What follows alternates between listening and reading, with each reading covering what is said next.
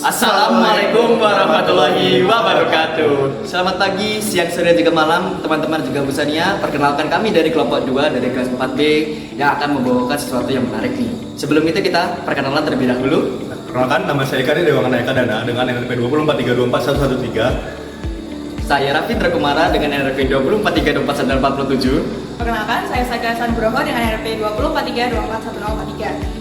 Oke, sebenarnya topik yang akan kita bawakan pada kali ini sebenarnya menjawab dari satu pertanyaan. Apakah teori yang kita pelajari selama 1 tahun di mata kuliah matematika keuangan ini, apakah bisa langsung kita terapkan nggak sih di kehidupan sehari-hari, yaitu di data real pasar? Mungkin untuk menjawab pertanyaan itu akan kami jelaskan melalui beberapa topik. Untuk itu, mari kita simak terbaik-baik dan simak untuk penjelasan selanjutnya.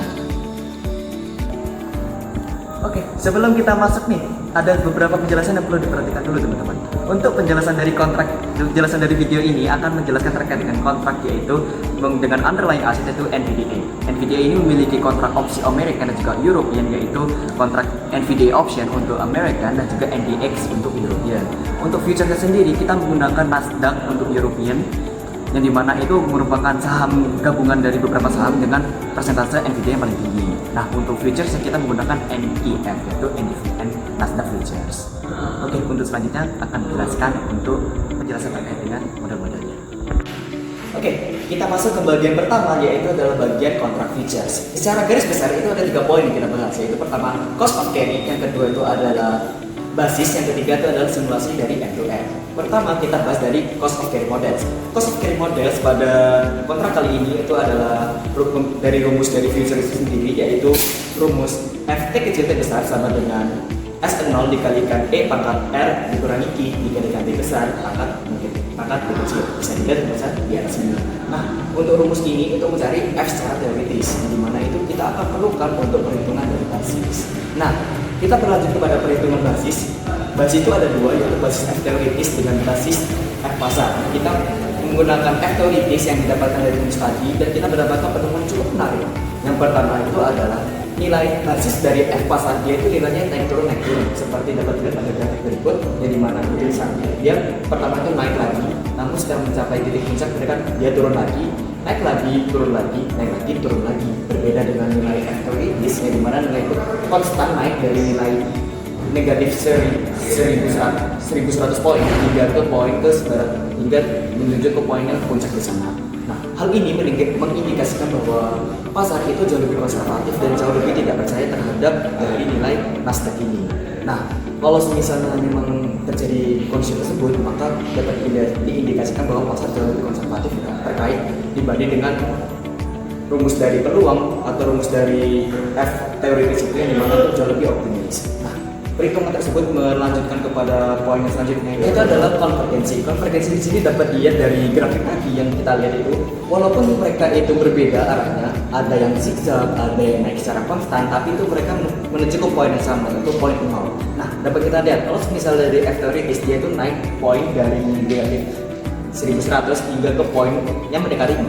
Nah, kalau misalnya kita lihat dari F pasar, walaupun dia naik turun, tetapi dia tetap mencapai poin ke 0. Yang dimana hal ini mengindikasikan bahwa perhitungan dari F teoritis maupun F pasar itu merupakan nilai yang konvergensi, alias yang bisa mereka terima berdasarkan.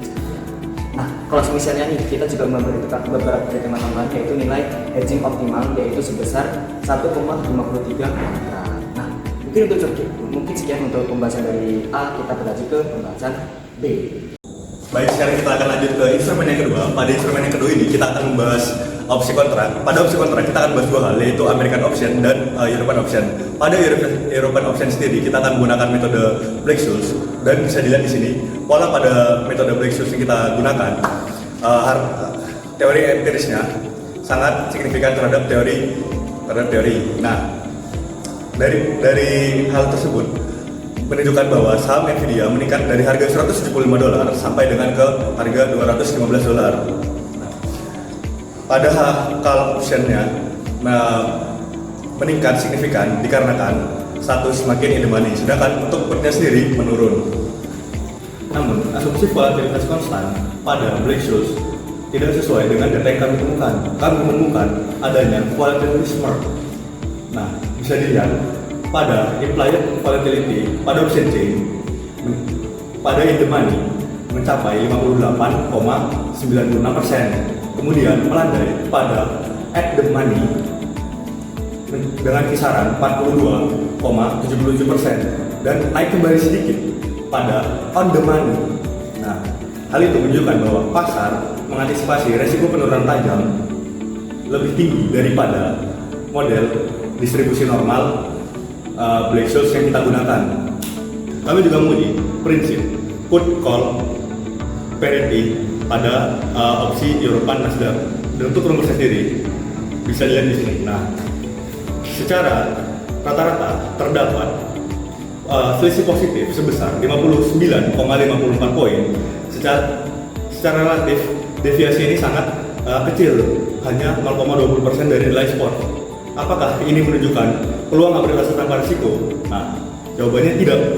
Ketika kami memverifikasi di pasar asli, bid-ask spread opsi Nasdaq sangat lebar, mencapai 200 sampai dengan 800 poin, jauh melebihi selisih PCP tersebut.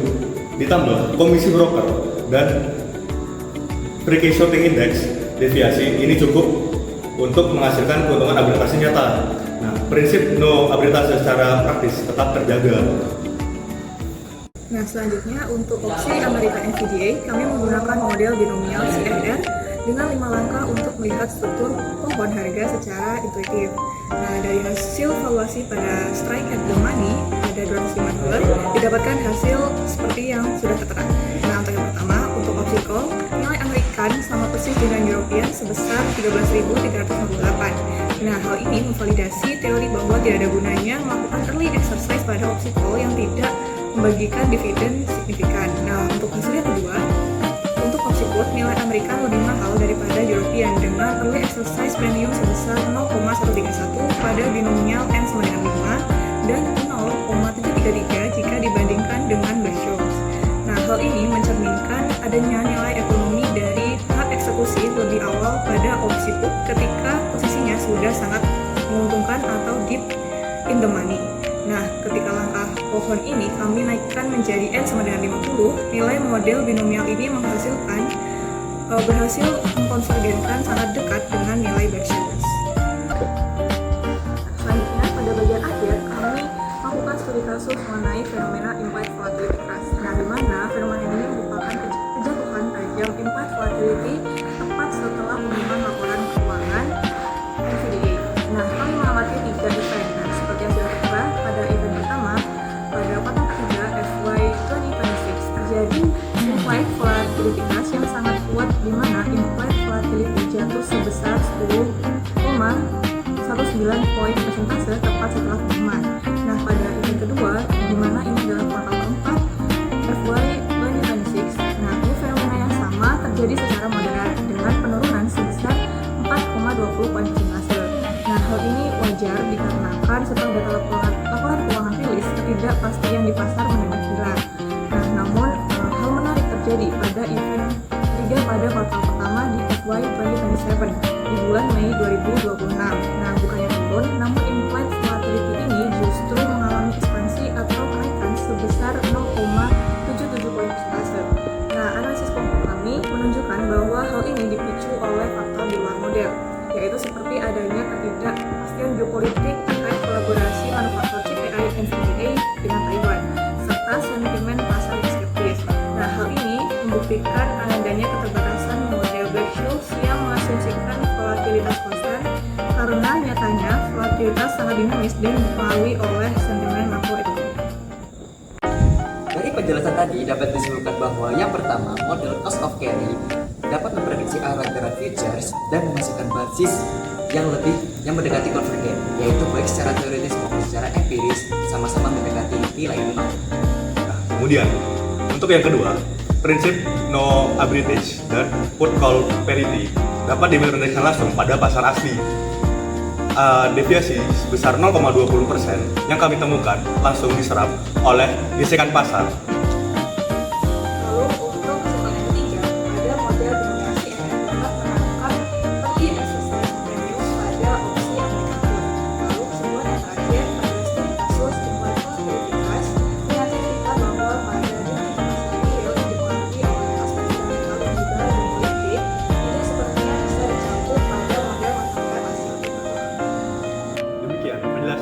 video dari kelompok kami. Terima kasih kepada Bu Sania karena telah mengajar matematika keuangan selama 1 semester ini. Dari kelompok kami, mohon maaf apabila ada salah kata yang kami ucapkan ataupun ada salah pembuatan dalam video ini. Terima kasih dan sekian. Assalamualaikum warahmatullahi wabarakatuh.